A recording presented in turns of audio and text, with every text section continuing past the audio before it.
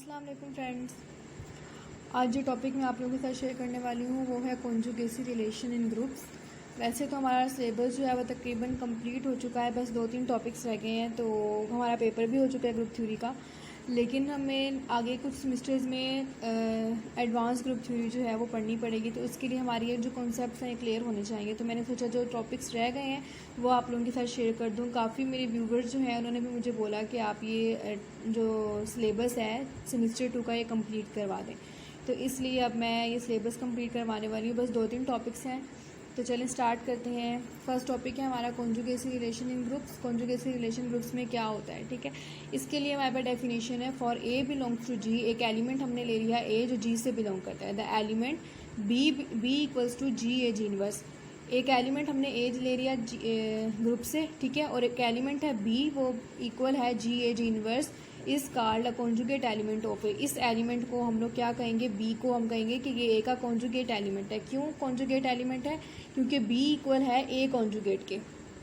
Conjugate क्या होता है, हम लोग किसी एलिमेंट को दूसरे एलिमेंट के, ग्रुप के हर एलिमेंट के साथ और ग्रुप के हर एलिमेंट के इन्वर्स के इर्द गिर्द घुमाएं, ठीक है।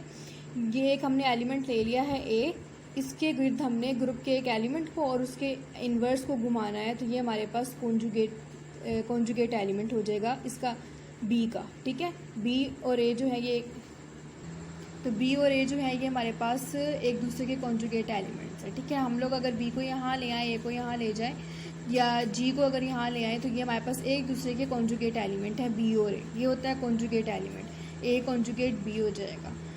तो in this relation exist between the elements ये ऑफ जी, यानी कि अगर ये रिलेशन ग्रुप्स की एलिमेंट के दरमियान में हो तो हम इसे कहेंगे कि कॉन्जुगेसी रिलेशन इन ग्रुप्स। ये ग्रुप्स के एलिमेंट्स का कॉन्जुगेसी रिलेशन होगा, ठीक है, अगर ये ग्रुप्स के एलिमेंट्स के दरमियान में हो तो b equals to ji A ji inverse. इस इक्वेशन को हम लोग शॉर्ट फॉर्म में कैसे लिख सकते हैं, डिनोट कैसे कर सकते हैं, इसकी नोटेशन हमारे पास होती है बी कॉन्जुगेट ए, ठीक है।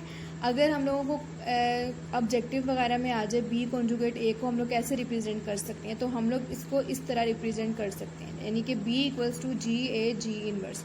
और अगर हमारे पास आ जाए ए कॉन्जुगेट बी, तो हम लोग उसको कैसे लिखेंगे कि ए जो है वो बी का कॉन्जुगेट है, यानी कि ए ऐसे, ठीक है। ये हमारे पास आ गए कॉन्जुगेट रिलेशंस इन ग्रुप। और उसके अलावा अगर हम देखना चाहें तो जी, अगर ये वाला जी हम यहाँ ले आए, g inverse b equals to a ji inverse, यहाँ यहीं से हमारे पास ये वाली इक्वेशन जो मैंने अभी आपको बताई ये बन जाती है, ठीक है। यानी कि ये हमारे पास, इसको हम क्या कह सकते हैं, ए कॉन्जुगेट बी। तो ये हमारे पास होता है कॉन्जुगेसी रिलेशन। और इसमें क्या है कि जो कॉन्जुगेसी रिलेशन में एलिमेंट्स होते हैं ना, जो एलिमेंट्स एक दूसरे के कॉन्जुगेट होते हैं, उन दोनों का ऑर्डर और उन दोनों की सब प्रॉपर्टीज़ जो होती हैं वो सेम होती हैं, ठीक है। ये हमारे पास ऑब्जेक्टिव में ये भी आ सकता है कि कॉन्जुगेट एलिमेंट्स जो होते हैं एक दूसरे के, वो उनकी प्रॉपर्टीज सेम होती हैं, क्या उनका ऑर्डर सेम होता है या डिफरेंट होता है। तो हमें पता होना चाहिए कॉन्जुगेट जो एलिमेंट्स होते हैं उनका ऑर्डर जो होता है वो सेम होता है, उनका स्ट्रक्चर सेम होता है, उनकी हर प्रॉपर्टी सेम होती है, ठीक है। नेक्स्ट हमारे पास थ्योरम है। थ्योरम की मैंने शॉर्ट वर्डिंग में लिखा हुआ है अपनी वर्डिंग में कि हमने प्रूव करना है कि दो कॉन्जुगेट एलिमेंट्स का ऑर्डर इक्वल होता है। वही बात जो मैंने आपको ऊपर बताई कि हमने प्रूफ, ये हमने थ्योरम में अप्रूव करके दिखाना है कि जो दो कॉन्जुगेट एलिमेंट्स होते हैं उनका जो ऑर्डर होता है वो सेम होता है, यानी कि इक्वल होता है। इसकी इंग्लिश में स्टेटमेंट जो है वो है any two conjugate elements have same order, यानी कि दो कॉन्जुगेट एलिमेंट्स की सेम ऑर्डर होगा। तो प्रूफ स्टार्ट करते हैं। हमने एक एलिमेंट ले लिया ए, वो जो जी से बिलोंग करते हैं। हमें पता है कि अगर ऐसे ही हम सपोज करने वाली फॉर्म में लिखें तो हम लोगों को पता है कि such that order of a equals to n. जब हम सपोज करते हैं, जब हमें ऑर्डर नहीं पता होता तो हमें पता है कि उसका ऑर्डर एन के इक्वल होगा, ठीक है। इसको हम लोग इस तरह भी लिख सकते हैं, A power N equals to identity. Order क्या होता है कि किसी चीज़ की कोई ऐसी पावर देना जिस पे उसका आंसर आइडेंटिटी आए, तो वो उस चीज़ का ऑर्डर होगा जिस पावर पे आइडेंटिटी आंसर आता है, यानी कि एन पावर पे हमारे पास आइडेंटिटी आंसर आ रहा है ए का। तो ये हमारे पास इक्वेशन 1 बन गई है। अब हमने क्या किया, हमें पता है जो हमारे पास ऊपर इक्वेशन थी बी को, जो हमारे पास इक्वेशन थी b equals to ji A ji inverse, ठीक है। अब हम ऑर्डर, इस इक्वेशन को ऑर्डर देंगे, यानी कि पावर्स देते जाएंगे। अब हम देखेंगे कि यहाँ पे बी का ऑर्डर क्या आता है, क्या बी का ऑर्डर इस ए के इक्वल आता है, यानी ए पावर एन पे आइडेंटिटी आता है। तो हम अगर देखें तो बी को पहले पावर 1 देंगे, वो तो हमें पता है कि B equals to ji A ji inverse आ जाएगा, उसको पावर 1 देने की ज़रूरत ही नहीं है। पावर 2 से हम स्टार्ट करते हैं।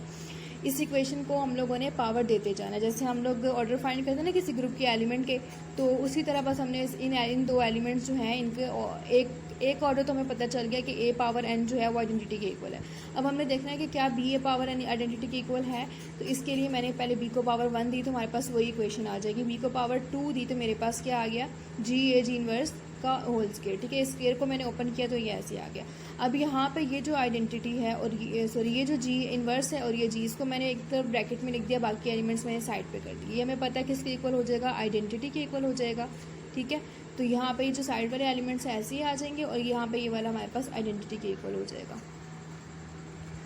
अब नेक्स्ट है हमारे पास, जब वो आइडेंटिटी के इक्वल हो जाएगा तो ये हमारे पास आ जाएगा जी ए जी इनवर्स। ठीक है, यानी कि एक b को पावर 2 देने से भी हमारे पास आंसर आइडेंटिटी नहीं आया। हमारे पास आंसर क्या आया, जी ए स्क्वायर, यानी कि इन दोनों को अगर हम लोग मिला दें तो ए स्क्वायर आ जाएगा, इक्वेशन 2 बन गई है। ठीक है, तो इसी तरह हमने g को पावर, अब हम उसी तरह b को पावर 3 देते जाएंगे, पावर 3 देंगे b को पावर 3, तो इन एलिमेंट्स के ऊपर पावर ये क्यूब आ जाएगा। ठीक है, इस क्यूब को अगर हम ओपन करके लिखें तो ये इस फॉर्म में आएगा जी ए जी इनवर्स का स्क्वायर डॉट जी ए जी इनवर्स। अब जी ए जी इनवर्स स्क्वायर का आंसर हमारे पास हमें पता है क्या आया था, जी ए स्क्वायर जी इनवर्स, तो हमने यहाँ पे डायरेक्ट लिख दिया। अगर आप सोल्व करके देखें तो यही आंसर आएगा और ये मैंने ऐसे ही लिख दिया। अब इन दोनों में भी वैसे ही मैंने किया, यहाँ से इनवर्स जो है और इस एलिमेंट को मैंने एक साथ ले लिया, यहाँ पे मेरे पास आंसर आइडेंटिटी आ गया। फिर ये स्क्वायर और ये हमारे पास ए क्यूब आएंगे, यानी कि हम लोग पावर 2 देते जाते हैं तो ए की पावर बढ़ती जाती है, ए स्क्वायर होता जाता है। ए को पावर 3 देते जाते हैं तो 3, बी को पावर 3 देते जाते हैं तो ए की पावर भी 3 आती जाती है। ठीक है, इसी तरह हम बी को पावर 4 देते जाएंगे तो ए की पावर भी 4 आती जाएगी। ठीक है, अब हम लोगों ने क्या किया, ए को पावर 4 दी तो हमारे पास वही ए पावर 4 आ गया। अब हमने डायरेक्ट क्या किया कि बी को पावर n दी, बी को जब पावर n दी तो हमारे पास क्या आ गया, ए पावर n। ठीक है, यानी कि अंदर जो एलिमेंट्स हैं उन पर भी पावर n आ गई। ए पावर n हमने स्टार्ट में सपोज किया था कि वो आइडेंटिटी के इक्वल है, तो यहाँ पे आइडेंटिटी आ गया। ठीक है, तो यहाँ पे आइडेंटिटी आ गया। अब ये जी और जी इनवर्स हमारे पास किसकी इक्वल हो गया, जी इनवर्स की। ठीक है, तो यहाँ पे हमें पता है कि जी इनवर्स यानी किसी एलिमेंट को उसके इनवर्स से मल्टीप्लाई करने से आइडेंटिटी आंसर आता है, यानी कि बी का ऑर्डर भी हमारे पास क्या निकल आया, n। ठीक है, बी को पावर 2 दी तो यहाँ पे हमें पता चला कि ए को यानी कॉन्जुगेट जो एलिमेंट है उसकी पावर भी 2 आ रही है। बी को पावर 3 दी तो हमें पता चला कि कॉन्जुगेट एलिमेंट की पावर भी 3 आ रही है। इसी तरह बी को पावर 4 दी तो हमें पता चला कि उसकी भी पावर, इसी तरह अगर हम बी को पावर n दें, ठीक है, अगर हम इस तरह सॉल्व करें तो बहुत ज़्यादा हो जाएगा। हमने यहाँ पे आके पावर n दी। ठीक है, n देने से हमारे पास a पावर n आ गया। हमने स्टार्ट में सपोज किया था कि a पावर n आइडेंटिटी के इक्वल होता है, तो ये आइडेंटिटी आ गया।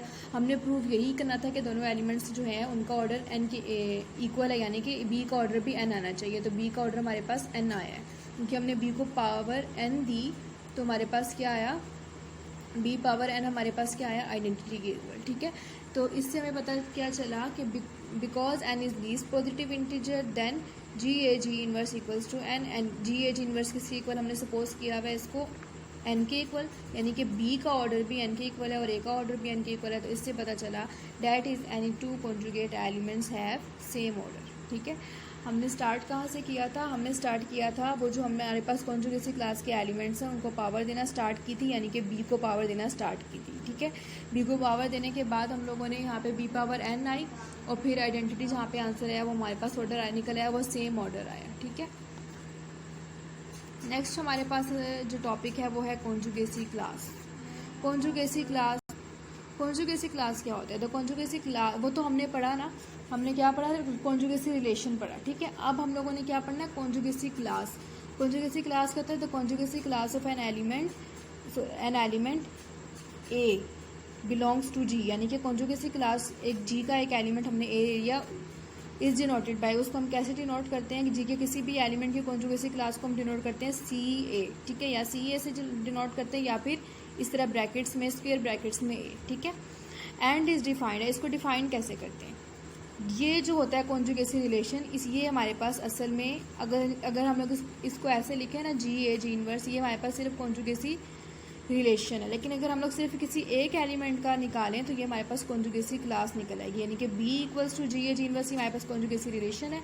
लेकिन सिर्फ अगर हम b नहीं लेते, इसको किसी के इक्वल नहीं लेते, सिर्फ हम लोग ये फाइंड करते हैं तो ये हमारे पास कॉन्जुगेसी क्लासेज आ जाती है। यानी किसी एलिमेंट की कॉन्जुगेसी क्लास हम कैसे फाइंड कर सकते हैं, ग्रुप के हर एलिमेंट और उसके इन्वर्स को उस एलिमेंट के इर्द गिर्द घुमाना, उस एलिमेंट के इर्द गिर्द मल्टीप्लाई करवाना या घुमाना हमारे पास क्या आएगा, कॉन्जुगेसी क्लासेस हो जाएगा। ठीक है, इसको हम इस तरह डिनोट करते हैं।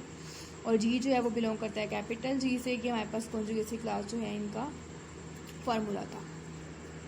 Now we have some remarks related to conjugacy classes, यानी कि कॉन्जुगेट क्लासेस से रिलेटेड हमारे पास क्या क्या रिमार्क्स हो सकते हैं, क्या प्रॉपर्टीज़ हैं इसकी। तो इसकी प्रॉपर्टीज़ हैं, if g is abelian then we left only one element that is a. अगर जी जो है वो एबिलियन होगा, यानी कि ग्रुप एबिलियन होगा, तो हमारे पास सिर्फ एक एलिमेंट बचेगा कॉन्जुगेसी रिलेशन में, वो क्या होगा, ए। वो कैसे, क्योंकि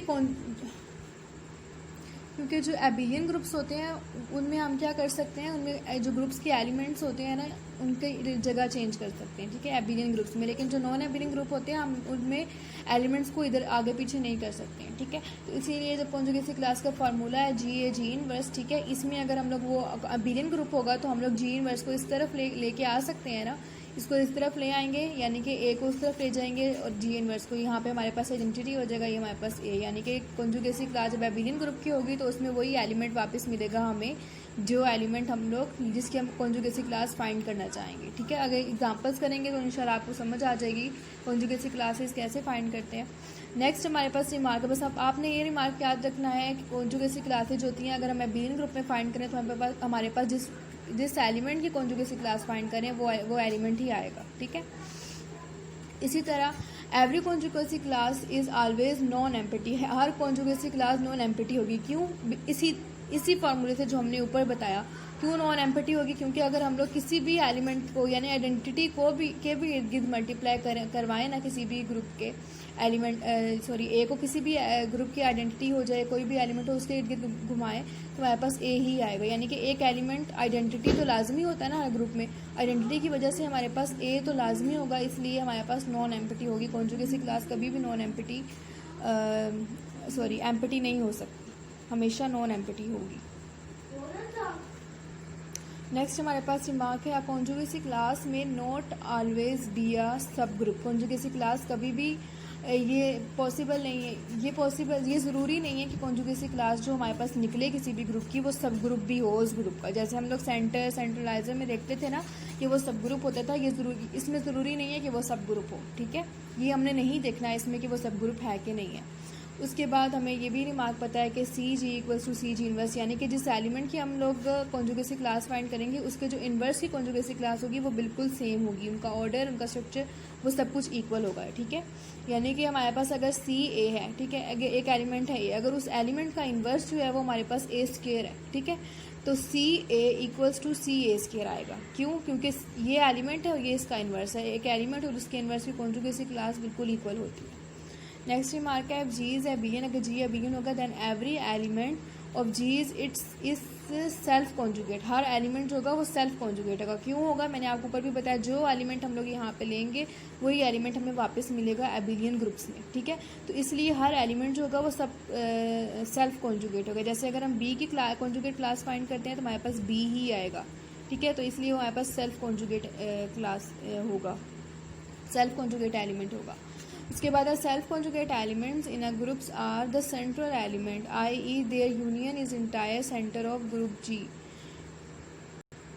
यानी कि जो सेल्फ कॉन्जुगेट एलिमेंट होगा वो सेंट्रल एलिमेंट होता है उस ग्रुप का। ठीक है, वो यानी कि वो जो एलिमेंट होगा वो सेंटर होगा, their union is entire centre of group G. यानी कि जो हमारे पास जितने भी कॉन्जुगेसी क्लासेस निकलेंगी ना, जितने भी एलिमेंट्स निकलेंगे वो सब एलिमेंट्स क्या होंगे, जो इट्स सेल्फ एलिमेंट्स निकलेंगे। ठीक है, वो क्या होंगे, हमारे पास उस ग्रुप का सेंटर होंगे। ठीक है, और सेंटर का फार्मूला हमारे पास क्या होता है, G A ji inverse equals to ए। ठीक है, ये जी इनवर्स इधर आ गया तो हमारे पास ये सेंटर का फार्मूला बन जाता है। यानी कि जो इट्स सेल्फ कॉन्जुगेट एलिमेंट्स होते हैं ना ग्रुप के, वो हमारे पास उस ग्रुप का सेंटर भी होते हैं। अब हम लोगों ने यहाँ पे सब ग्रुप नहीं देखना कि वो सब ग्रुप है कि नहीं, लेकिन जो सेल्फ कॉन्जुगेट एलिमेंट्स आएंगे हमने ये देखना है कि वो सेंटर भी है कि नहीं। ठीक है, हमें पता चल जाएगा कि वो सेंटर भी है। ये हम लोग जब फाइंड करेंगे कॉन्जुगेसी क्लासेस तो मैं आपको समझा दूंगी कि ये सारे मार्क्स हम इस पर कैसे अप्लाई करेंगे। इफ़ जी इज़ एबिलियन, अगर जी एबिलियन है then every conjugacy class C ए कॉन्टेन्स ओनली वन नेमली एलिमेंट्स। इससे भी आगे सारी वही बातें मैंने लिखी हुई है अपनी वर्डिंग्स में थोड़ा ईजी करके। और all conjugacy classes of a group G defined is partition, यानी कि ग्रुप की जितनी भी कॉन्जुगेसी क्लासेज आएंगी वो पार्टीशन फॉर्म करेंगी, यानी कि जितनी भी कॉन्जुगेसी क्लासेज निकलेंगी वो हमें होल ग्रुप देंगी और उनका जो इंटरसेक्शन होगा वो हमें क्या देगा, एम्प्टी सेट देगा। ठीक है, जितनी कॉन्जुगेसी क्लासेज निकलेंगी वो होल ग्रुप बनेंगी, नहीं बनती तो वो गलत है हमारी कॉन्जुगेसी क्लासेज। ठीक है,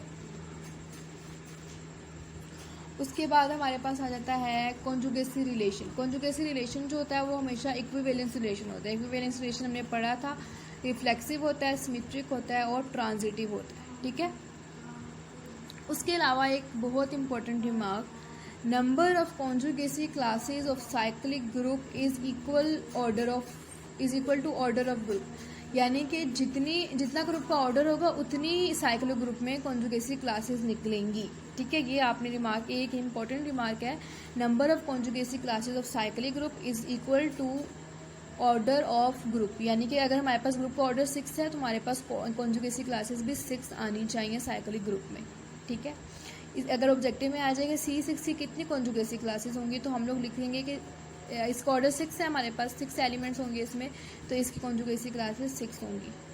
इसी तरह अगर हम लोग C10 की बात करें तो कॉन्जुगेसी क्लासेस 10 होंगी। तो ये हमारे पास बहुत इजी सी एक रिमार्क था कि हम अब पता करने का कि साइक्लिक ग्रुप्स की कितनी जो होती हैं वो कॉन्जुगेसी क्लासेस होती हैं। नेक्स्ट एग्जांपल अगर हम देख लेते हैं कि कॉन्जुगेसी क्लासेस जो हैं इनकी एग्जांपल हम लोग इनको कैसे फाइंड कर सकते हैं किसी भी ग्रुप की कॉन्जुगेसी क्लासेस को। तो S3 जो है इसके एलिमेंट्स हमें पता है, E A² B AB और A² B हमें पता है, हम लोग हमेशा यही एग्जांपल यूज़ करते हैं। इसका हम लोगों ने CE फाइंड करना है, यानी कि आइडेंटिटी जो है उसकी कॉन्जुगेसी क्लास हमें पता है आइडेंटिटी ही आएगी। ठीक है, क्यों, क्योंकि इसको जिस एलिमेंट्स के इर्द गिर्द भी घुमा लें हमारे पास आइडेंटिटी ही वापस मिलेगा। तो हमारे पास इटसेल्फ कॉन्जुगेट एलिमेंट आ गया। ठीक है, क्योंकि हम लोगों ने इसी की कॉन्जुगेसी क्लास फाइंड करनी थी, हमारे पास यही एलिमेंट वापस आ गया। ऐसे अगर हम देखें G inverse equals to G inverse, यानी कि आइडेंटिटी को जिस एलिमेंट से मल्टीप्लाई करें वही एलिमेंट आ जाता है कि हमारे पास आइडेंटिटी। जो ग्रुप के हर एलिमेंट को अगर हम लोग इस E के इर्द गिर्द घुमाएं एलिमेंट और उसके इनवर्स को तो हमारे पास यही आएगा। ठीक है, अब नेक्स्ट एलिमेंट है हमारे पास A। अब हम A की कॉन्जुगेसी क्लास फाइंड करेंगे। हम सबसे पहले A के ग्रुप का फर्स्ट एलिमेंट जो है उसको और उसके इनवर्स को रखेंगे। ठीक है, पहले मैंने E को रखा, फिर मैंने E के इनवर्स को रखा सेंटर में A। ठीक है, इसी तरह मैंने A रखा, A को सेंटर में रखा, फिर जो सेकंड एलिमेंट हमारे पास A है, A को और A के इनवर्स को मैंने यहाँ पे रखा। ठीक है, इसी तरह मैंने थर्ड एलिमेंट है A², A को सेंटर में रखा, A² और A² के इनवर्स को मैंने साइड पे रख दिया। ठीक है, इसी तरह B जो है नेक्स्ट एलिमेंट B है, B को और B के इनवर्स को A के साइड्स पे रखा। ठीक है, इसी तरह AB के साथ भी मैंने ऐसे ही किया, AB और AB के इनवर्स को साइड पे रखा और सेंटर में A, क्योंकि हमने A की कॉन्जुगेसी क्लास फाइंड करनी है। इसी तरह मैंने A को सेंटर में रखा और लास्ट एलिमेंट है A² B और A² B के इनवर्स को मैंने यहाँ पे रख दिया। अब क्या करना है हमने यहाँ पे E और ये E को तो पता है हमें कि यहाँ पे तो आइडेंटिटी आ जाएगा, यानी कि आइडेंटिटी को A से मल्टीप्लाई करें, आइडेंटिटी और आइडेंटिटी के इन्वर्स को A से मल्टीप्लाई करें तो हमारे पास A ही आ जाएगा। ठीक है, अब बात है यहाँ की, यहाँ पे अगर हम लोग देखें तो A का इन्वर्स हमारे पास S3 में क्या था, A²। ठीक है, यानी कि हमारे पास A³ इक्वल्स टू आइडेंटिटी होता है ना, तो यहाँ से A जब यहाँ चला जाएगा तो हमारे पास A² आ जाएगा। ठीक है, यानी कि A का इन्वर्स हमारे पास A² था। अगर हम लोग देखें तो यहाँ पे A और A² क्या हो जाएंगे, A³ जो कि हमारे पास S3 में आइडेंटिटी के इक्वल है, तो हमारे पास पीछे क्या बचा, सिर्फ और सिर्फ A, इसलिए मैंने यहाँ पे डायरेक्ट A लिख दिया। नेक्स्ट हमारे पास है A² A और A इन्वर्स। हमें पता है कि A का इन्वर्स अगर A² है तो A² का इन्वर्स हमारे पास क्या होगा, A। तो हमारे पास यहाँ पे मैंने लिख दिया A².A.A। ठीक है, यानी कि इसको मैंने A इन्वर्स की जगह मैंने A² इन्वर्स की जगह मैंने A लिख दिया, क्योंकि A² का इन्वर्स क्या था हमारे पास A। इसी तरह B A और B का इन्वर्स इस जो ग्रुप में था हमारे पास B का इन्वर्स B ही था। ठीक है, यानी कि B² इस ग्रुप में हमारे पास E के इक्वल होता है, तो B equals to B inverse हमारे पास ऐसे आ जाता है, तो B AB आ गया। इसी तरह AB का इन्वर्स हमारे पास AB था, तो मैंने यहाँ पे सेंटर में ही रहा, AB इन्वर्स की जगह मैंने AB ही लिख दिया। इसी तरह A² B का इन्वर्स A² B था, तो मैंने ऐसे लिख दिया। ठीक है, अब हम लोग आगे इसको फर्दर सॉल्व करते हैं। यहाँ पे तो A है, यहाँ पे भी A है। ठीक है, A² और A क्या बन जाएगा, A³ हमारे पास आइडेंटिटी के इक्वल होता है, तो यहाँ पे हमारे पास सिर्फ बच गया A, तो ये आ गया। ठीक है, अब यहाँ पे अगर हम देखें तो S3 में B A हमारे पास इक्वल था A² B के। यहाँ पे मैंने वैल्यू पुट कर दी B A की जगह मैंने A² B पुट कर दिया और साइड पे ये B ऐसे ही आ गया। इसके बाद A यहाँ पे हमारे पास क्या है कि ए बी और ये दोनों क्या हो जाएंगे ए स्क्वायर और ये बी, ठीक है। ये मैंने इसको ऐसा सॉल्व कर दिया। आगे ए स्क्वायर बी ए और ए स्क्वायर हमारे पास क्या हो जाएगा ए क्यूब के, तो यहाँ पे ये आइडेंटिटी इक्वल होगा, तो इसलिए मैंने यहाँ पे डायरेक्ट लिख दिया ए स्क्वायर बी और बी, ठीक है। अब हमारे पास यहाँ पे तो ये तो हमारे पास सॉल्व हो चुके हैं यहाँ तक। अब हमने यहाँ पे देखना है, यहाँ तक सॉल्व हो चुके हैं यहाँ तक। अब हमने आगे देखना है बी और बी स्क्वायर किसके इक्वल होगा, बी स्क्वायर के, बी और बी स्क्वायर के इक्वल होगा, और यहाँ पे बी स्क्वायर हमारे पास S3 में आइडेंटिटी के इक्वल होता है, तो हमारे पास बच गया ए स्क्वायर। ये तो हमारे पास ए स्क्वायर आ गया। यहाँ पे भी अगर हम लोग देखें a b a square b, अगर हम यहाँ पे वैल्यूज़ पुट करें या फिर हम काइनेटिक शेप में अगर हम ए बी को ए स्क्वायर बी से मल्टीप्लाई करवा के देखें तो हमारे पास ये इक्वल हो जाएगा ए स्क्वायर बी, ठीक है। यहाँ पे भी अगर हम देखें बी और बी स्क्वायर हो जाएगा, यहाँ पे सिर्फ बच जाएगा ए स्क्वायर। तो यहाँ पे 3 एलिमेंट्स हमारे पास ए के आए हैं और 3 एलिमेंट्स ए स्क्वायर के आए हैं। तो हमारे पास हम लोग रिपीट तो नहीं करेंगे ना, इसको हम लोग ए लिखेंगे और इसको ए स्क्वायर लिखेंगे। इनको बार बार लिखने के बजाय हम ए और ए स्क्वायर लिखेंगे, ठीक है। तो ये हमारे पास सी ए जो है इसका कॉन्जुगेसी क्लास निकल आई है। और कॉन्जुगेसी क्लास में एलिमेंट्स रिपीट तो होते हैं, इनको हम ऐसे तब लिखेंगे जब एलिमेंट्स जो है वो उनकी वैल्यू सेम हो, यानी कि 3 ए आ रहे हैं तो 3 ए स्क्वायर आए, तब हम इनको ऐसे लिख सकते हैं। अगर 2 ए आएँ और 3 ए स्क्वायर आ जाए तो इसका मतलब है कि हमारी कोई ना कोई गलती है, ठीक है। यानी कि हमारे पास ऐसे होता है कि यहाँ पे 4 ए स्क्वायर आ रहे होते हैं, यहाँ पे 2 ए आ रहे होते हैं, ठीक है। तो ये हमारे पास गलत होता, हम इसको ऐसे नहीं लिख सकते थे। जब दोनों की वैल्यू यानी कि दोनों की अमाउंट सेम होगी तब हम इसको ऐसे लिख देंगे। 3 ए और 3 ए स्क्वायर आए थे इसलिए मैंने इसको ऐसे लिखा। अब जो सी ए स्क्वायर है इसको हम डायरेक्ट लिख सकते हैं। क्यों, कैसे लिख सकते हैं, क्योंकि हमने क्या पढ़ा था कि जो कॉन्जुगेट एलिमेंट्स होते हैं ग्रुप के, उनका और उसके इन्वर्स का, ये हमने रिमार्क पढ़ा ना, मैंने अभी आपको बताया। अब हम रिमार्क्स अप्लाई करके देखेंगे। सी जी और सी जी इन्वर्स इन दोनों, ये दोनों इक्वल होते हैं। तो ए का इन्वर्स हमारे पास S3 में ए स्क्वायर था, इसका मतलब है कि कॉन्जुगेसी क्लास ऑफ ए और कॉन्जुगेसी क्लास ऑफ ए स्क्वायर हमारे पास इक्वल होंगे, ठीक है। तो इसलिए मैंने इसको सॉल्व करने के बजाय यहाँ पे डायरेक्ट लिख दिया है। और अगर हम आगे रीज़न देना चाहें तो हम ये रीज़न दे सकते हैं, ठीक है।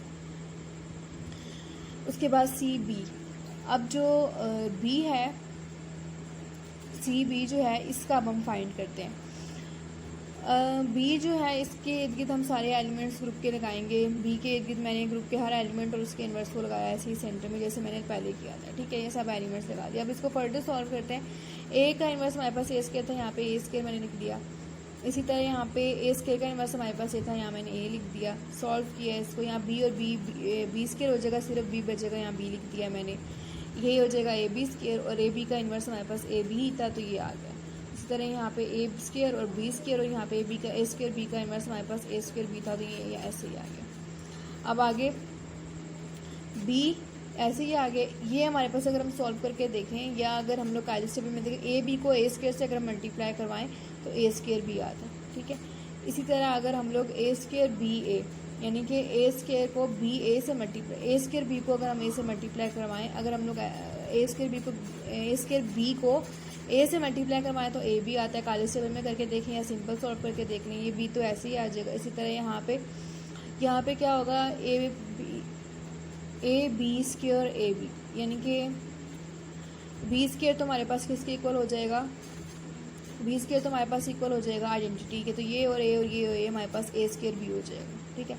इसी तरह यहाँ पे नेक्स्ट अगर हम इसको सॉल्व करें, ए स्क्वायर बी और यहाँ पे ए स्क्वायर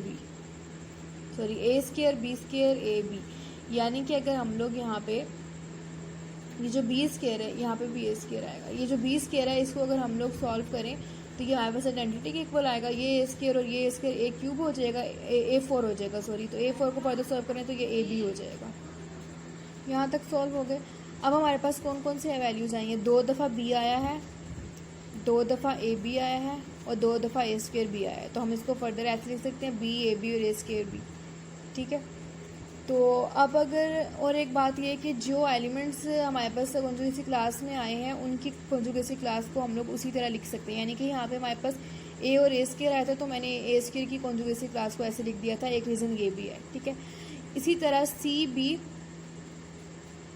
और सी ए बी और सी ए स्क्वायर बी, ये सब इसमें आ रहे हैं। अगर हम इसको सॉल्व करके भी देखें तो हमारे पास यही एलिमेंट्स आएंगे, ठीक है। यही एलिमेंट्स आएंगे, इनका ऑर्डर भी हमें पता है कि C B C A B और सी ए स्क्वायर बी, इन सबका ऑर्डर हमारे पास 2 होता है। तो इनका हमारे पास यही आएगा, यही वाली कॉन्जुगेसी क्लास आएगी। इसके आगे कोई और कॉन्जुगेसी क्लास बन ही नहीं सकती, क्योंकि अगर हम इनका कॉन्जुगेसी क्योंकि इसके आगे अगर हम फर्दर सॉल्व करके भी देखें ना तो हमारे पास यही आएगा। आप बेशक डायरेक्ट सॉल्व करके देख लें, लेकिन जो एलिमेंट्स इसमें यूज़ हुए हैं बी, ए बी और ए स्केयर बी, इन तीनों की यही कॉन्जुगेसी क्लासेस बन सकती हैं। तो इसलिए S3 की 3 कॉन्जुगेसी क्लासेस बनी है। कौन कौन सी? एक आइडेंटिटी, एक ए और ए स्केयर, और एक हमारे पास बी, ए बी और ए स्केयर। ठीक है। अब नोट एक रिमार्क था कि कॉन्जुगेसी क्लासेस जो है पार्टीशन फॉर्म करती हैं। अगर पार्टीशन देखें तो इसमें हमारे पास आइडेंटिटी ए और ए स्केयर बी, ए बी और ए स्केयर बी, इन सबको अगर हम देखें तो हमारे पास होल जो है ये S3 के इक्वल आ जाता है, और यूनियन का S3 देता है हमें वापस, और इंटरसेक्शन में हमारे पास कोई भी ऐसी वैल्यू नहीं है जो सेम हो, तो ये हमारे पास एम्प्टी सेट आता है। पार्टीशन का भी हो गया। उसके बाद अब हमें देखना है कि इट्स सेल्फ कॉन्जुगेट एलिमेंट्स कितने निकले हैं S3 के। तो अगर हम देखें तो S3 में इट्स सेल्फ कॉन्जुगेट एलिमेंट सिर्फ और सिर्फ E निकला है। क्यों? क्योंकि बाकी एलिमेंट्स में अगर हम देखें तो हमारे पास सी बी की, यानी कि बी की कॉन्जुगेट क्लास निकाली तो हमारे पास 3 एलिमेंट्स आ रहे हैं, बी, ए बी और ए स्केयर बी। ए की निकाली तो ए और ए स्केयर आ रहा है, लेकिन हमने जब ई की निकाली तो हमारे पास सिर्फ ई, यानी कि वही एलिमेंट हमारे पास वापस इट्स सेल्फ वापस आ रहा है। तो इसलिए यहाँ पे ये ई ही हमारे पास एक ऐसा एलिमेंट है जो इट्स सेल्फ कॉन्जुगेट। और हमने इट्स सेल्फ के लिए क्या पढ़ा था? जो हमारे पास इट्स सेल्फ कॉन्जुगेट एलिमेंट निकलेंगे वो उस ग्रुप का सेंटर भी होंगे, यानी कि जो हमने सेंटर फाइंड किए थे उस ग्रुप का सेंटर भी वही होगा जो इस ग्रुप में इट्स सेल्फ एलिमेंट है। तो अगर हम देखें तो S3 का सेंटर हमारे पास आइडेंटिटी ही निकला था। ठीक है, because E is the only self conjugate element in S3। ई जो है वो सिर्फ और सिर्फ ई ही जो है वो S3 का सेल्फ कॉन्जुगेट एलिमेंट। तो ये कॉन्जुगेसी क्लासेस फाइंड करने का तरीका था। कुछ रिमार्क्स हमने इस पर अप्लाई किए थे। इसी तरह आगे V4 वगैरह। अब एक एबिलियन ग्रुप में आप लोगों को करवा देती हूँ। V4 है जी हमारे पास। नेक्स्ट है एबिलियन ग्रुप एक V4 के कॉन्जुगेट एलिमेंट्स हमने फाइंड करने, कॉन्जुगेसी क्लासेस। तो इसमें हमने ई की, तो हमारे पास हर ग्रुप में यही निकलेगी ई। ठीक है। ए की अगर हम फाइंड करें तो ए को मैंने हर एलिमेंट के इर्द गिर्द घुमा, हर एलिमेंट और उसके इन्वर्स के इर्द गिर्द रखा। मेरे पास क्या आया? यहाँ से ए आ गया, यहाँ से ए। हमें आपको फार्मूला और मेथड तो पता चल ही गया, मैं अब डायरेक्ट करवा रही हूँ क्योंकि वीडियो काफ़ी लंबी हो जाएगी। ए बी और ए स्केयर बी, इन सबको अगर मैं फर्दर सॉल्व करूँ तो मेरे पास सी ए जो है, यानी ए की कॉन्जुगेसी क्लास में सिर्फ ए निकला है।